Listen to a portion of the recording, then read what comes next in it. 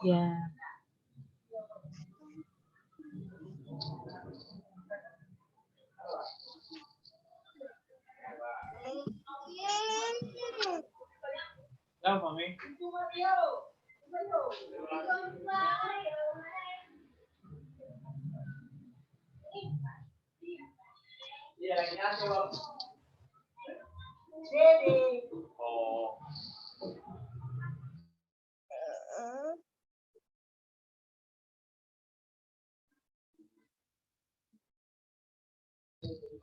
Ya, selamat datang pada Bapak Ibu semua ya.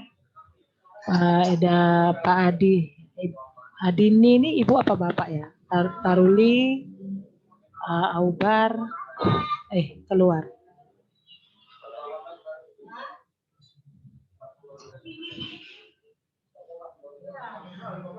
Ya Bapak Ibu kita menunggu ya.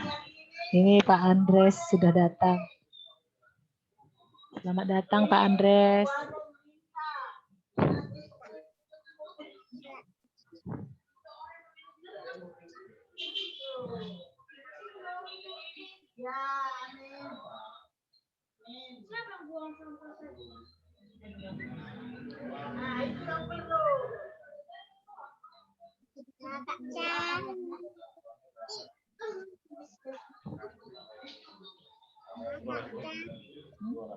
Jangan udah masak.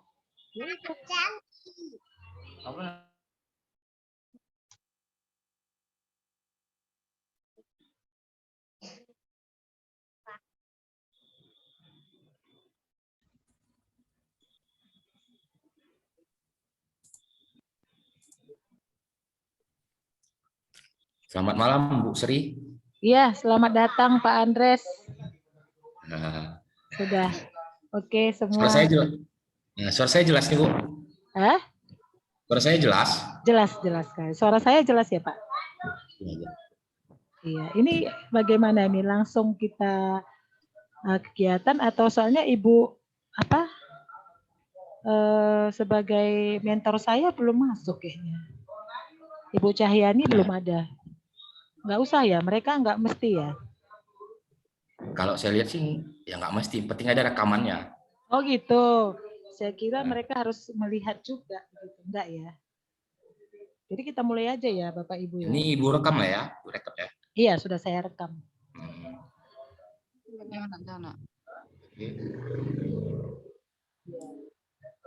Oke, kita mulai aja ya Bapak Ibu. Ini saya juga belajar. Ya. Selamat malam Bapak Ibu semua. Ya. Selamat jumpa pada acara kita hari ini yaitu pelatihan PCT batch 9. Hari ini kita akan mendengarkan pemaparan dari Bapak presenter kita yaitu Pak Andres M. Ginting. Ya, Bapak ini merupakan alumni Universitas Negeri Medan dan telah mendapat gelar master dari Universitas 11 Maret. Nanti mungkin bisa dijelaskan lebih lanjut oleh Ibu moderator kita. Nah, acara kita hari ini akan dipandu oleh Ibu Epi Juliani Manik ya. Iya. Sebentar agak repot. Nah, Ibu Epi Juliana Manik SPD kerja di SD swasta KBP Batu 4. Ya, mulai mengajar tahun 2015 sampai sekarang. Ya, kita akan mendengarkan pemaparan dari Bapak Andres M. Ginting dengan dipandu oleh Ibu Epi ya. Sebagai moderator kita hari ini. Sebagai tata tertib kita akan mendengarkan pemaparan dulu. Nanti setelah selesai pemaparan dari Pak Andres tentang materi yang akan dibawakannya, nanti akan dipandu oleh Ibu moderator kita, Ibu Evi. Ya, cepat dan waktu saya persilahkan. Silakan Bu. Terima kasih kepada Ibu Srinita Eva Sari Tarigan yang telah memperkenalkan saya sebagai moderator. Baiklah, Bapak Ibu guru hebat, untuk presentasi hari ini akan dipandu oleh saya sendiri yaitu Ibu Evi Juliana Manik. Materi kegiatan kita hari ini akan dipaparkan oleh Bapak Andreas M. Ginting buat Bapak Andreas bisa di-share screen kurikulum VTEC-nya, Pak.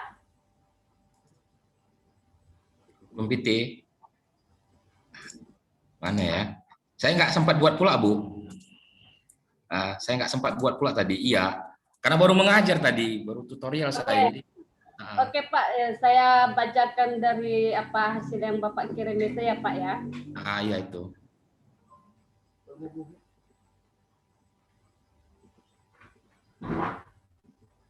Oke, saya akan membacakan kurikulum VTEC dari Bapak Andreas M. Kenting.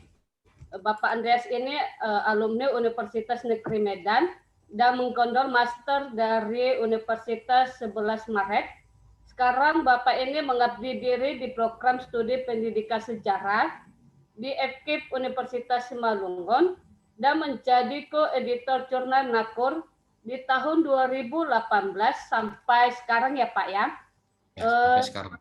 Ya, Bapak ini memiliki karya ilmiahnya itu dapat dilihat di SINTA atau Science and Technology Index dengan ID 6084110.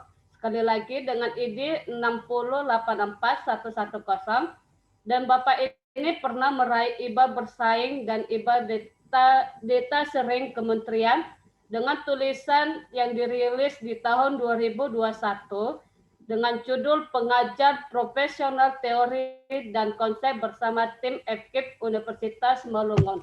Demikianlah kurikulum VTEC pemateri kami. Buat Bapak Andreas, saya persilahkan untuk memberikan atau memaparkan materi kegiatan hari ini. Silakan Pak.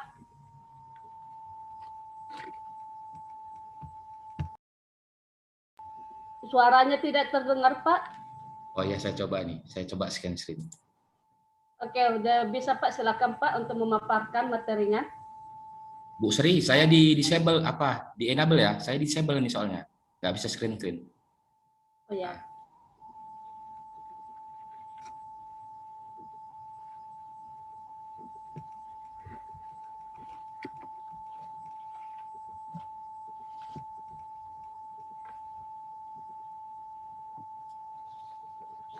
Oke, sudah.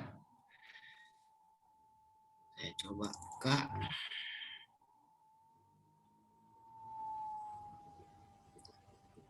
Oke, silakan Pak untuk memaparkan materinya Pak. Sudah jelas ya? Oke, sudah jelas sekali Pak. Nanti kalau ada trouble dikabari Bu ya, mana tahu ngeok materinya nggak berputar. Iya. Karena tadi saya gitu ngeok setengah jam, rupanya nggak muter-muter materinya. Oke, terima kasih.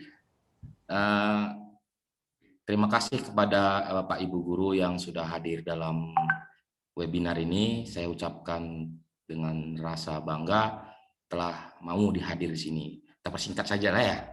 Oke, materi hari ini adalah belajar dari rumah melalui pembelajaran jarak jauh surat edaran Mendikbud nomor 4 tahun 2020. Ini oleh saya, tadi CP saya sudah dibacakan, dan ini memang dilakukan untuk mengakomodasi bagi guru selama sekolah yang tutup dan pandemi COVID-19 dengan semangat merdeka belajar. Sekolahnya tutup, semangatnya tidak.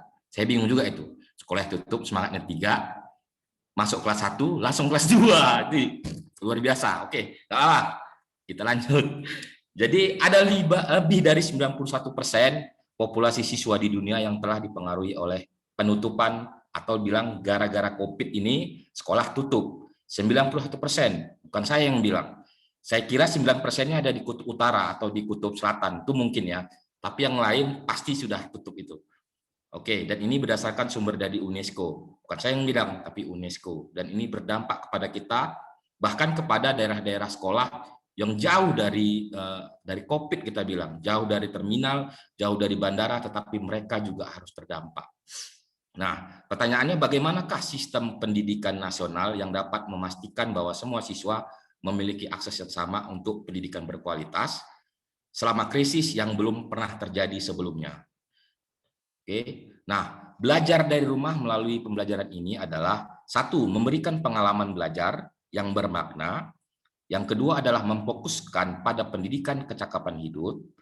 Yang ketiga adalah memberikan variasi aktivitas atau tugas pembelajaran dari rumah antar siswa sesuai minat dan kondisinya. Yang keempat adalah memberikan umpan balik. Kalau bicara penilaian, ya salah satunya umpan balik. Tapi istilah sekarang penilaian tidak ujian, tapi sudah asesmen. Itu masih perlu kita pelajari lebih lanjut. Selanjutnya, prinsipnya adalah kata kunci yang disebutkan di dalam surat edaran ini adalah keselamatan dan kesehatan.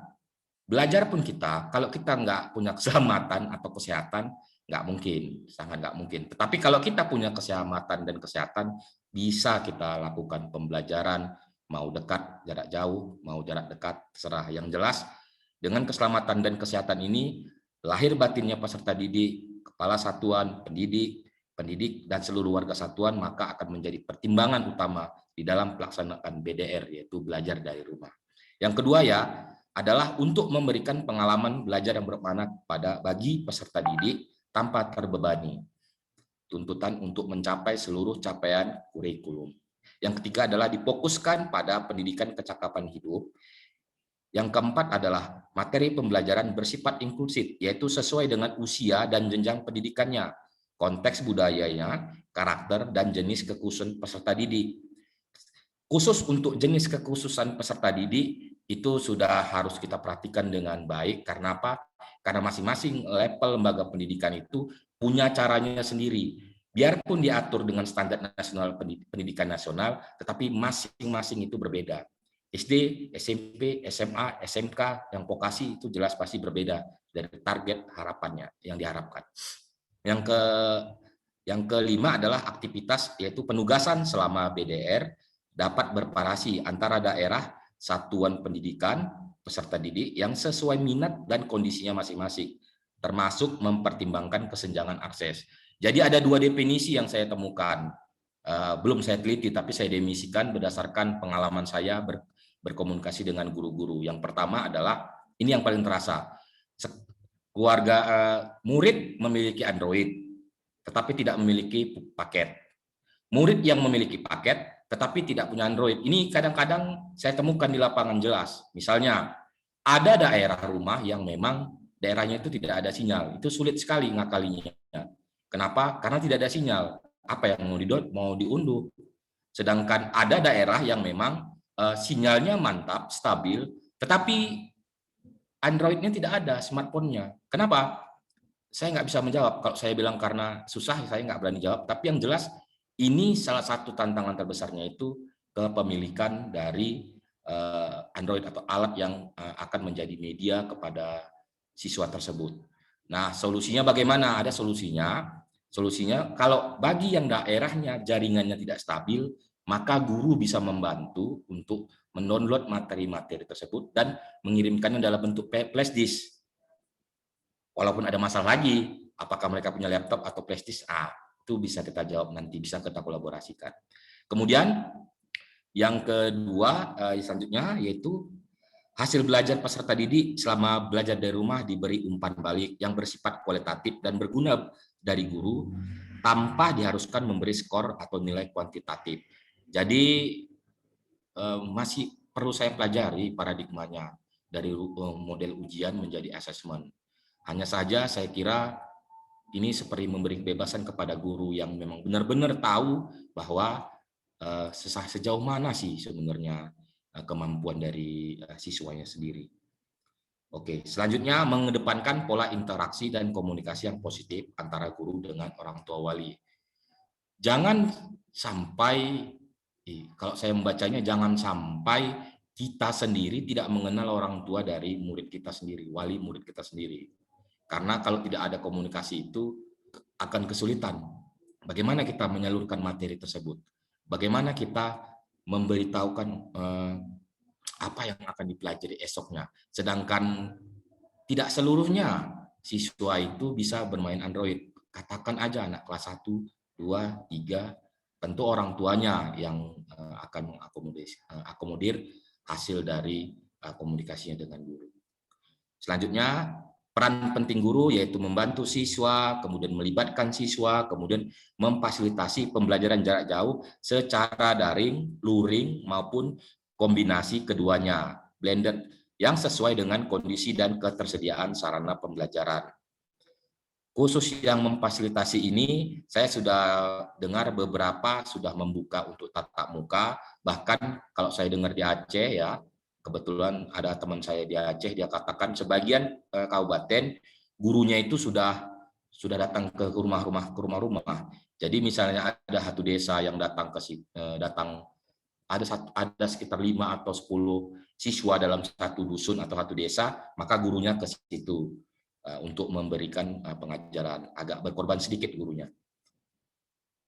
Oke, selanjutnya. Nah, dalam pelaksanaan belajar dari rumah oleh guru, maka ada 2 hal yang bisa dilakukan. Yang pertama adalah tatap muka virtual melalui video conference, teleconference, atau diskusi dalam grup di media sosial atau di aplikasi pesan. Hari ini kita sedang melaksanakan tatap muka virtual. Sebenarnya tatap muka tetapi virtual, yaitu melalui video conference. Boleh gunakan Zoom, boleh gunakan Google Meet, Cisco, macam-macam. Tergantung selera dari gurunya dan kemampuan siswa tersebut untuk mengakomodir atau mengikuti materi yang akan dilakukan berdasarkan pilihan aplikasi. Kemudian yang kedua adalah learning management system, yaitu sistem pengelolaan pembelajaran diintegrasi secara daring melalui sebuah aplikasi. Kalau istilah dalam teori dia asinkron. Dia tetap menggunakan internet tetapi tidak langsung. Kalau tatap muka tadi, kalau menurut teori belajarnya adalah sinkron, sedangkan dalam LMS itu ya asinkron. Ini contohnya bisa dilihat di Google Classroom,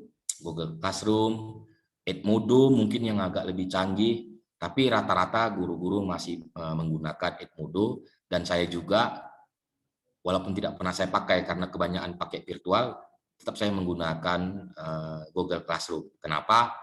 Karena karena itu gratis. Selanjutnya, next.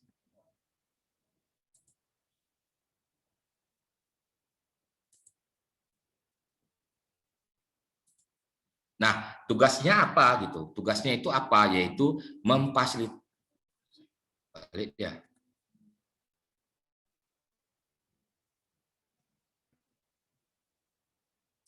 Tugasnya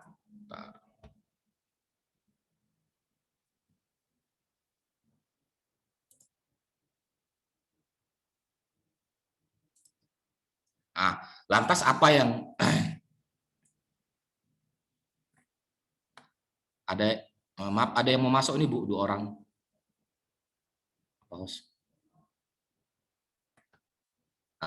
Tugasnya bagaimana? Ya kita memfasilitasi pembelajaran jarak jauh, yaitu luring. Ya, 1, menggunakan media buku, modul, bahan ajar dari lingkungan sekitar.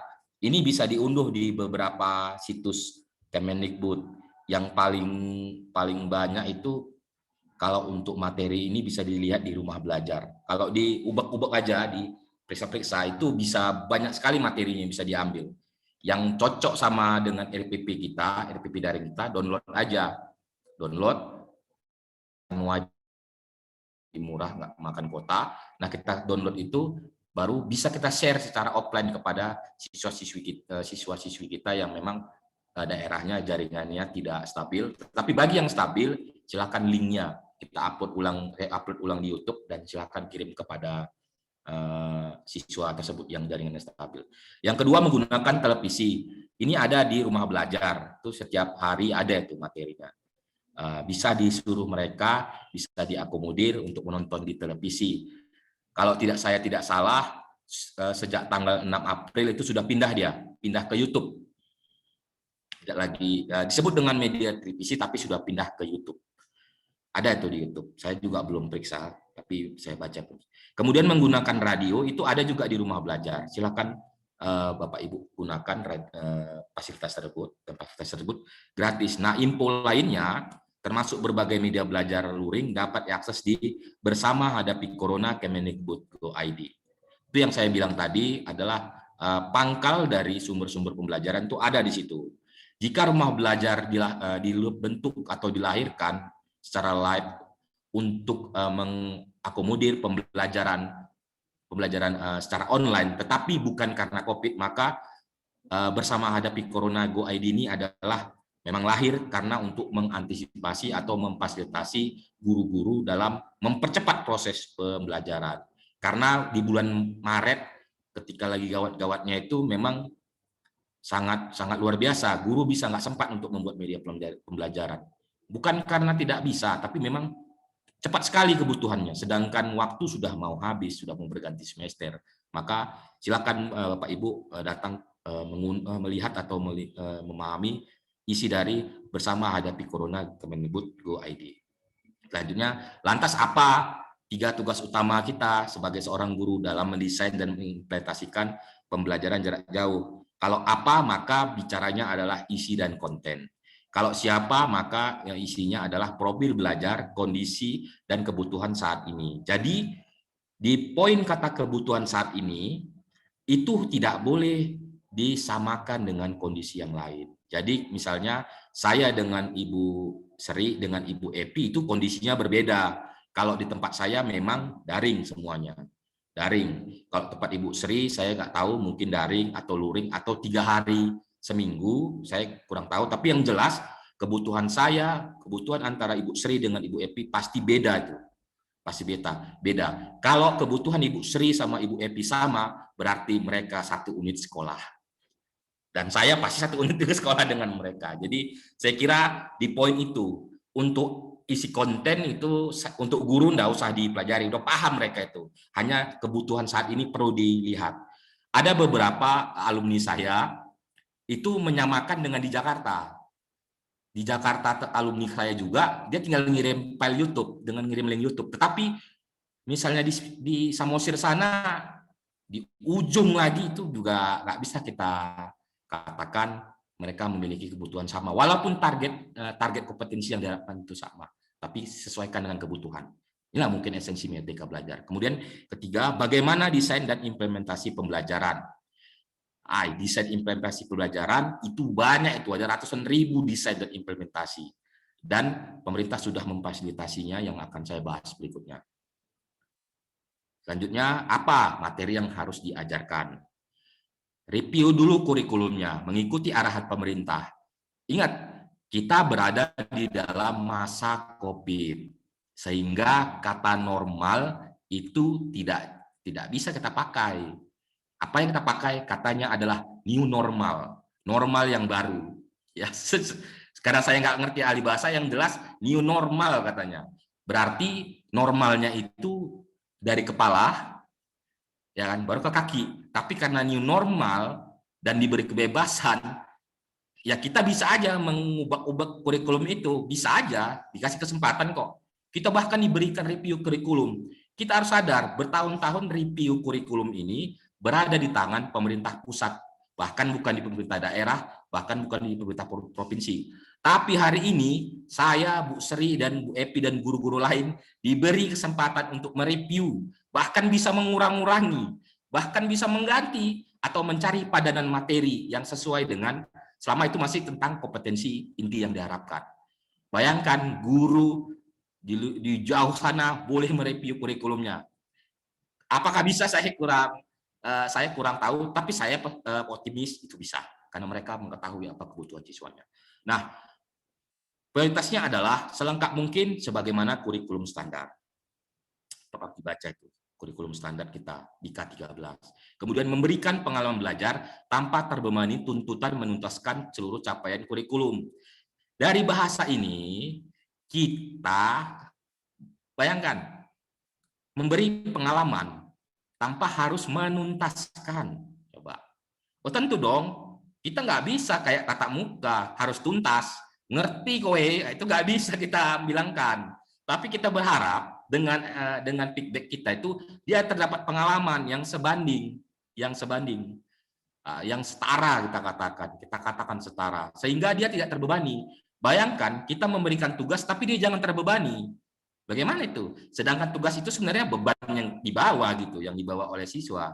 Tapi memang itulah kemampuan kita dan itulah Merdeka Belajar kita, bahwa kita memang harus memastikan bahwa mereka tidak terbebani dengan tuntutan untuk menuntaskan. Jadi diberi kesempatannya, diberi kesempatan.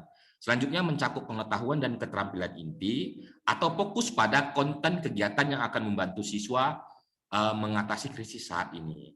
Jikalau ada materi atau kompetisi intinya yang bisa membantu mempersiapkan siswa kita untuk menghadapi krisis hari ini, maka fokuslah ke situ dulu. Fokuslah ke situ dulu. Bagaimana kita ajarkan siswa itu, ya di mana materinya bisa mengajarkan siswa untuk bertahan dalam kondisi COVID-19 sampai kita bisa melewati masa-masa tidak mengenakan ini. Oke, yang diperhatikan guru adalah satu, menentukan target kurikulum yang akan dicapai, yaitu mencakup pengetahuan keterampilan inti dengan lebih memfokuskan pada kesejahteraan para siswa, memfokuskan pada kesejahteraan siswa. Di sini artinya sebenarnya kesejahteraan itu artinya lebih banyak diuntungkan siswa.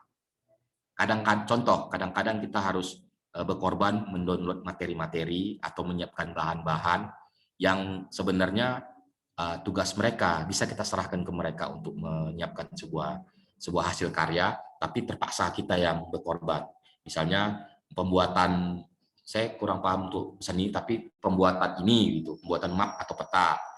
Seharusnya siswa bisa bergerak sendiri, tetapi dikarenakan masa COVID ini, maka kitalah yang membagi atau men-share atau mendownloadkan bagaimana cara membuat peta yang bagus. Jika memang materinya peta, sisanya boleh menyesuaikan.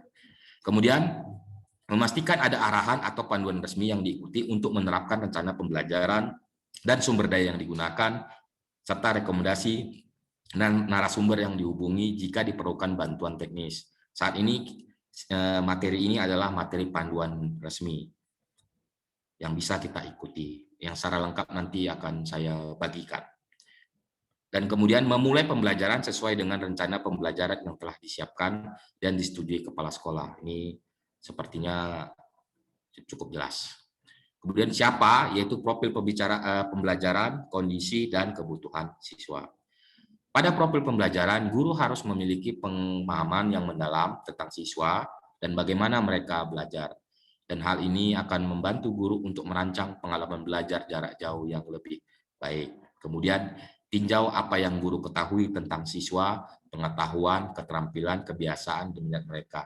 Di sini, tugas guru adalah benar-benar mengetahui profil siswa.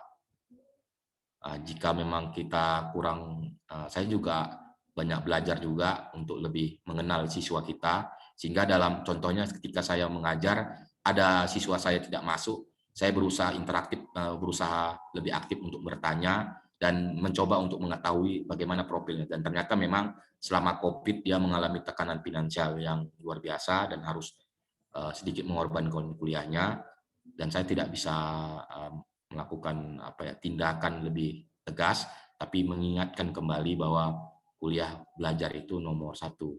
Begitu dia, itu kira-kira yang bisa saya beritahu. Nah, kemudian apa yang diperhatikan guru adalah mengetahui siswa mana yang dapat menyelesaikan tugas mereka dengan baik sebelum sekolah ditutup dan mana yang masih belum bisa. Ini lagi kita harus tahu profil siswa kita sendiri.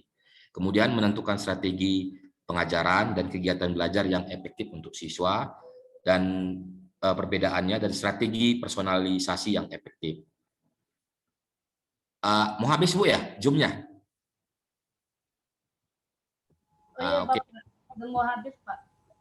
Oh, saya kira itu saja dulu, nggak harus diingatkan. Oke, saya kira itu aja. Cukupnya Bu ya? Atau gimana? Cukup ya? Oke, silakan saya kembalikan kepada Bu Epi supaya kita bisa lakukan sebuah tanya jawab yang menarik.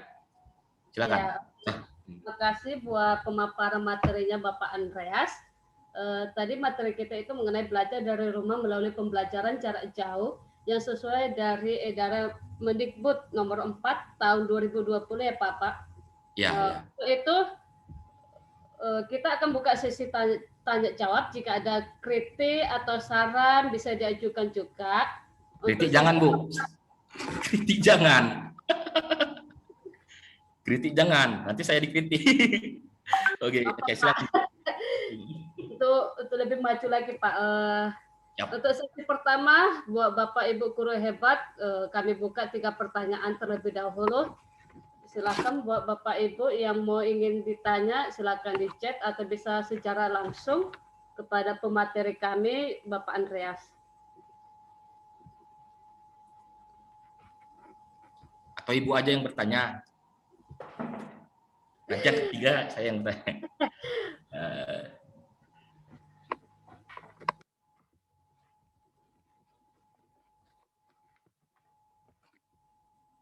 Ada yang mau ditanya buat Bapak Ibu yang masuk ke kegiatan kami hari ini?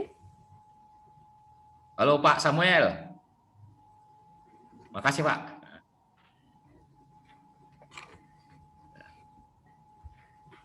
Dah ditutup aja Bu, kayaknya nggak ada pertanyaannya. Lapar mungkin Bu ya.